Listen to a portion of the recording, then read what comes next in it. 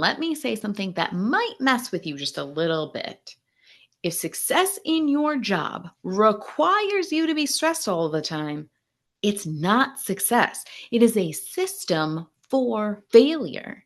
And before you roll your eyes at me, before you think easy for you to say, you don't know what I'm going through. Kelly, you are not here. You don't realize that I have to hold this all together. I have to keep this ship on the right course. Then stay with me, because this belief is quietly putting your career at risk. Believing that you need to be stressed to see success isn't just bad for your health, it is bad for your career. Now, I get it, right? Somewhere along the line, we were sold this lie, right? Somewhere we got it twisted and we just absorbed this idea that if I'm calm, I'm not doing enough. And it probably came from people telling us, if you have time to lean, you have time to clean, right? And we got this idea that if I'm not overwhelmed, then I must be missing something. It can't possibly be easy, can it? And then we came to the big one. If I'm not carrying it all, things will fall apart. And so we try to be superwoman. We try to just hold all of the pieces. And inevitably, we see them start to slip through our fingers. Stress became proof that we have value. And exhaustion just became this evidence of our commitment to the job. And again, it is not entirely your fault. You have been taught this over the years, right? We've had bosses who felt the hood of the car to see if we just got to work on time or if we had been there for a while already. We have leaders who are checking the color of the light on our Skype messages to see if we are on the phones and working, or if we are just moving our mouse around to check some things out and make sure that everything looks like we're working, right? We've had this big brother watching over our back, making sure that we are busy. And that is why a lot of very capable, very smart people are now running their careers right into the ground. And here's the problem. Stress, it isn't a performance metric. It is literally a biological warning sign. In nature, systems that are under constant stress don't become elite, they break down. If you had two weights in your hand, right? If you had your muscles out like this and you just kept them tense, how long could you hold those weights? 15 seconds, a minute, 5 minutes, maybe longer, but eventually your arms would just fall. You would drop those weights to the ground. And worse yet, after they fell to the floor, right? And you're feeling the shame of knowing you had dropped it, would your muscles actually be any bigger? Would you have anything to show for the pain and the stress that you were under? No, because that's not how muscles build. Muscles build by load, rest, recovery. Load, rest, recovery, not constant stress. And your nervous system works the very same way. If your career only functions when you are holding everything together, it is not resilience. It's actually fragility. Now, I know you are more complex than one simple muscle system in your body. So let's think about something that's more complex and actually built to withhold the stress. Something like a bridge, right? We have engineers who are specifically creating them in a way that they can hold a mass amount of weight, that they can hold a mass amount of stress for years and decades long. Because when they're well engineered, a bridge distributes weight. It anticipates that there is going to be pressure. And it's designed in a way that no single point holds the entire load. Now imagine that there was a bridge where just one bolt was doing all of the work. That bolt might hold, right? Hold for a little while, but when it fails, just like your arms dropping those weights, it is going to be sudden. And for the bridge, it's going to be catastrophic. And right now, a lot of high performers are working so hard to be that bolt, to create a system around themselves, to create this ecosystem that actually requires that they hold it all together. Now, you can see that that isn't going to work for the bolt, right? You wouldn't drive across a bridge. You wouldn't put that weight and yourself at risk knowing that it's held together by a single bolt. Why do you think that your leaders and your team members would put their trust in you if they know that you are set up in a way that one single bolt is the only thing holding it together?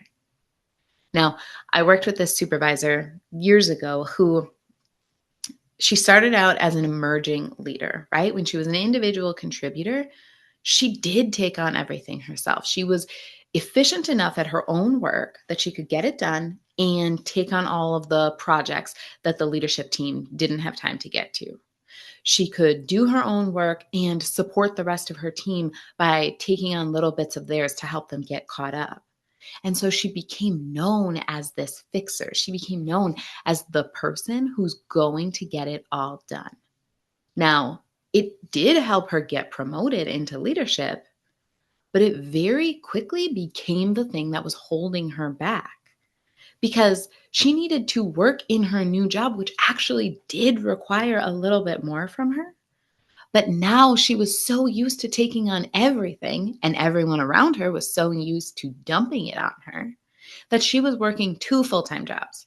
Instead of working 40 hours a week, she was working 70 and sometimes 80 hours a week to fill it all. She constantly felt like a dumping ground.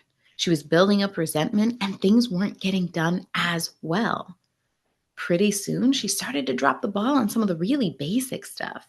Like, because she was trying to fill in all those gaps for her other peers, for the other leaders on her team, she was missing one-on-ones with her own team, which meant that her people were starting to miss their goals.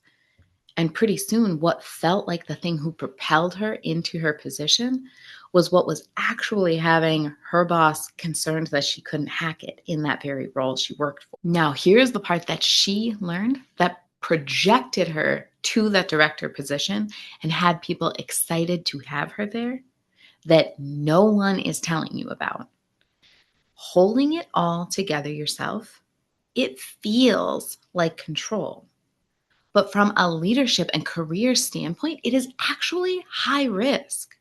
Because when you're the bottleneck, when you're the translator for your team, when you are the safety net for all of your peers, you are not seen as scalable.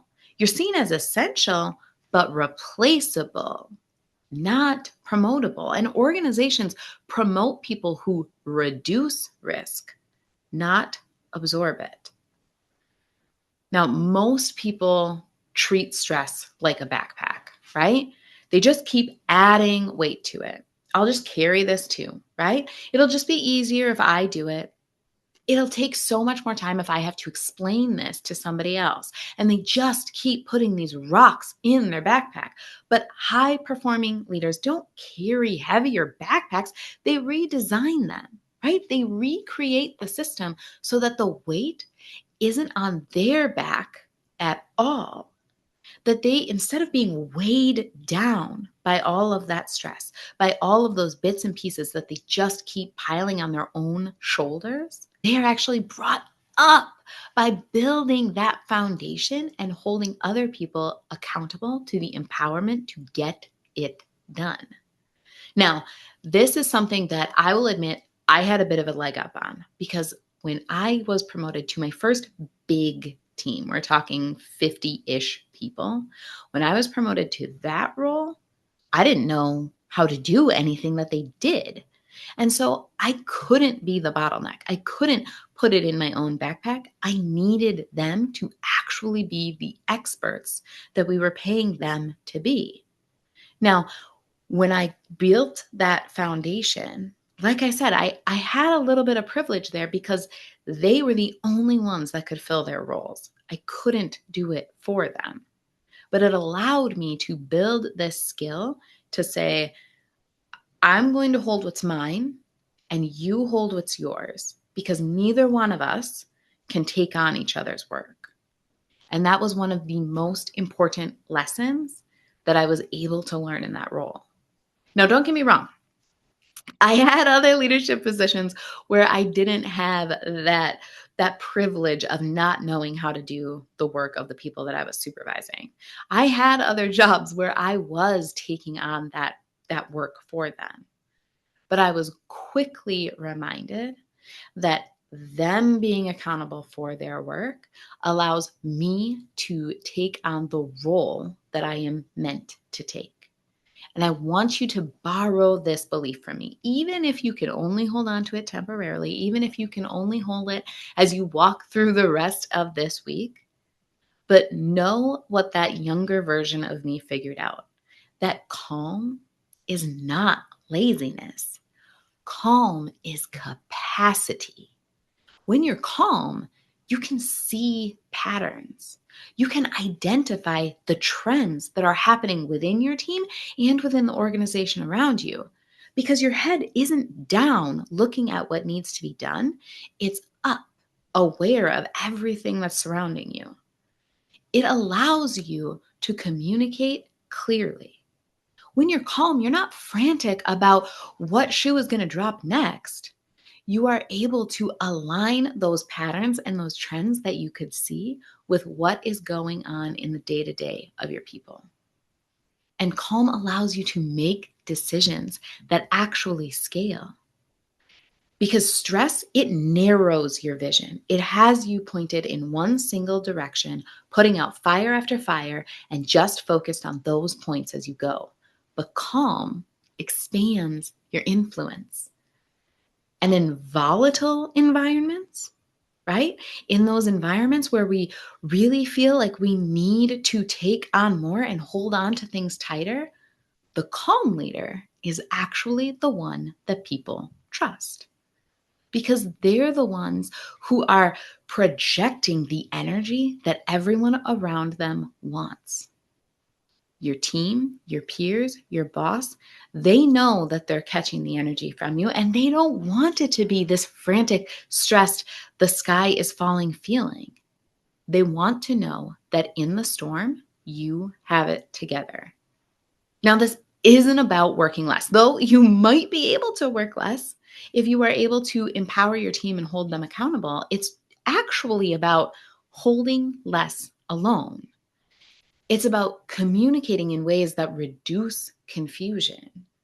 It's about setting expectations that don't rely on your own heroics and not wanting to be the person who saves the day. This is about designing conversations so responsibility is shared and not dumped back on you. It's not soft. It's not you stepping back. It's you being strategic. If you're realizing that you are tired of being the safety net, that your stress is protecting everyone around you except you when you catch all of the balls that they are dropping, if you don't want to burn through this month just to survive the next one, then my friend, I need to tell you the work isn't more effort, all right? The work is creating a better structure, better communication with your staff and with your peers, and building better leverage to showcase what you're capable of to your boss and those leaders above you. And that is what I help leaders build without blowing up their reputation and their relationships. Mind you, you can actually give those things a bit of a glow up in the process. If you take one thing away from this video, and that's it, I want it to be that stress is not the price of your success. It is the cost of carrying a system that was never meant to sit on your shoulders alone. And you don't have to keep proving your essential but replaceable value by how much you can endure. I hope that this was an encouraging message for you today. I hope that you are feeling empowered to hold others accountable and remove that stress so you can be a success in your career. Share this video with anyone who you think needs this message, and I will talk to you soon.